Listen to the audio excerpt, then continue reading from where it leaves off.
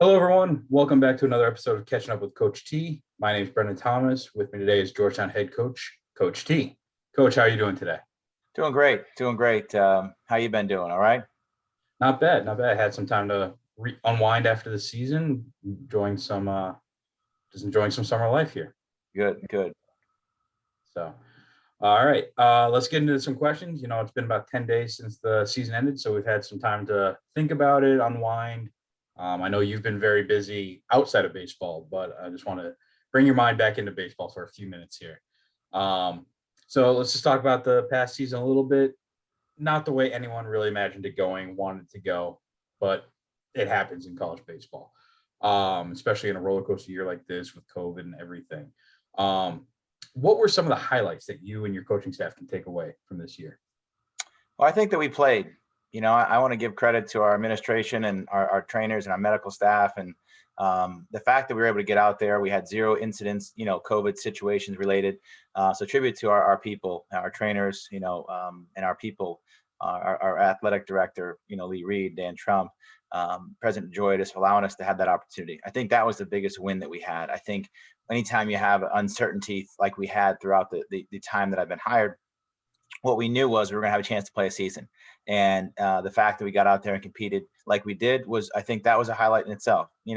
Obviously individually we had some success individually, but team wise, we had a lot of competition, a lot of competitive games. And I think that foundation of who we are and what we wanted to be, it showed true. Obviously the results sometimes didn't happen as much as we wanted to in the win column, but we were able to establish that we're going to be very competitive moving forward. We have a great foundation of how we go about doing that. And then ultimately now it's just learning how to win and execute and when we have opportunities. So overall, I'm just proud of our kids, our 12 seniors that showed up. They gave us great leadership. They were great pillars of our program. They set the foundation for our younger guys. And just overall, just pleased to get through the season. As I said, it took a lot of discipline, a lot of support by a lot of people, a lot of logistics. And so I'm thankful. I think that's the biggest overriding theme is just thankful that we had this season. And, moving forward, obviously, those results we want to change. But that's the first step was to kind of get out there. Right. Well, hopefully we never have to go through a season like this again, both record wise and, as you said, logistics. It was one for the ages there. Yeah. So, all right. As we said, it's been about 10 days since the season ended. What kind of preparations have you already started for next year? You're always a guy looking forward. Kind of want to put this season behind us as quickly as possible. What's already started for the 2022 season? Well, you always want to take care of the current guys first, right? And that's obviously most important. They're the foundation of our program. And so the current guys helping our seniors move on to their next adventure in life, having exit meetings, doing those type of things. And then as our younger guys to kind of figure out what they need to work on, what their goals are going into the summertime from physical and then baseball standpoint, helping them, making sure all their summer league logistics are taken care of. So really just focusing on those guys first. And then, we've been meeting as a staff over the last couple of days, just kind of our needs and our what we need to focus on as we go into the summertime. NCAA allows to have us to go out on the road again, recruiting. So we'll be doing that starting June 8th. And we'll be all over the place, looking locally, looking all we can find the right people, the right fit for our program. So, those are the biggest things. And just, always reflecting on what we got to do better, what we have to improve on, areas we need to focus on in the fall. Having a fall, I think all those things are just, we were the team for 57 days, we really processed that. That was the total time that we were together. So just let time pass, let time kind of unfold a little bit, and then kind of just let it kind of go organically to go where we need to go. Awesome. Well, I know everyone in the program, alums, fans, everyone is waiting for 2022 and can't wait to get back out there for a little redemption. So you kind of talked a little bit about the underclassmen, the guys who are returning. For the meantime, they're all spread out right now all over the country, going to play in various summer leagues. Summer leagues are back this year finally, and it's great to see. How important is summer baseball for a player's development, both on the field, off the field? Well, it's a chance for them to grow. They had the information they had from their season, whatever it was successful or not.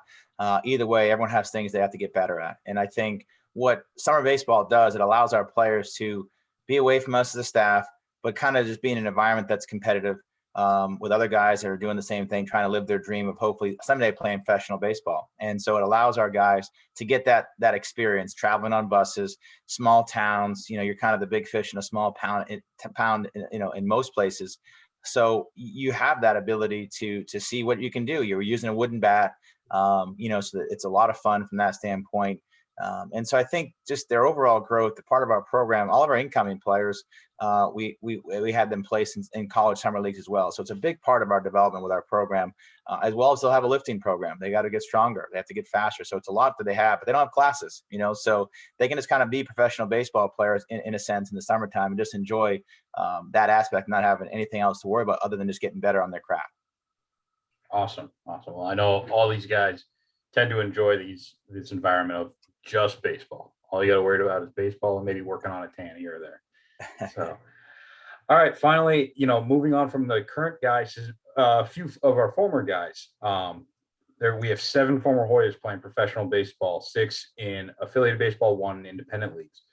And we put out a graphic on social media this week that they are all off to a fantastic start, statistically in their various seasons.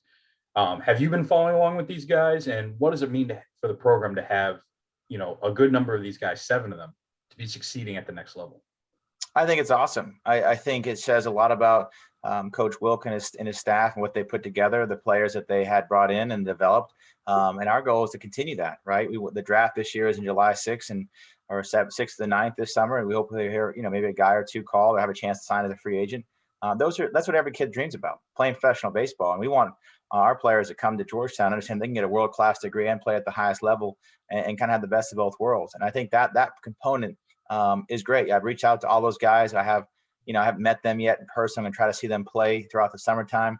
So like I will all of our players, and just to kind of meet them and introduce them. But, we've had interactions. I've talked to them on the phone or via text messages, all of them. And, just want them to wish them well. I never coach them, but, they're part of our program just like anything, because our kids that are currently here and our future kids are striving to get to that level that they're at and ultimately have success to climb up to the big leagues. And so it's great to see. It's fun to watch. And as a fan, you can kind of sit back and just enjoy, like I said, 7 guys, it's a good amount of players. And again, I contribute to the previous staff to do that and to get those guys here. And so our goal is to continue that legacy that has been kind of built the last 3 to 5 years and guys that have been coming out. So we just want to continue that growth, and we're excited to follow our guys and Hoya professional baseball, hopefully get the next guy to the big leagues. Awesome. Well, Coach, thank you for your time. I know you got a busy summer already starting. Let you get back to that. So thank you for your time today. Thanks so much. And thanks to all the fans out there for all your support this year. I just wanted to really thank you personally and all the, whether you're watching on stream or you followed us on social media. We appreciate it. It was well felt, and we look forward to getting everyone back in person, hopefully next year, and excited about that. So till then, see you next time. Awesome. Thanks, Coach. And for all your Georgetown news, head over to guhoyas.com. You'll be able to find out and follow along our guys playing summer ball this year. All right. Thanks, everyone.